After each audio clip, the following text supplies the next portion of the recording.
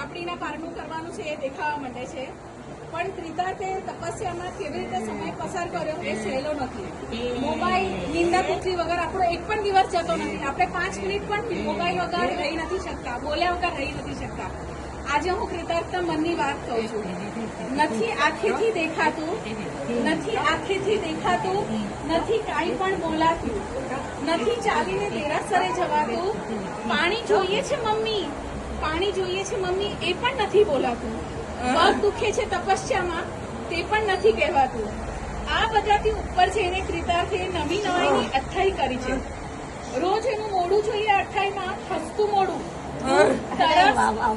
ભૂખનું નામ નિશાન નથી, એ તો ખાલી પોતાના ધ્યાનમાં જ છે. કૃતાર્થ કહે છે એ જાણીને, મમ્મી પપ્પા મારે તો મારા કર્મ ખપાવા છે, મમ્મી પપ્પા મારે તો મારા કર્મ ખપાવા છે, નથી મારે કોઈથી લેવા દેવા.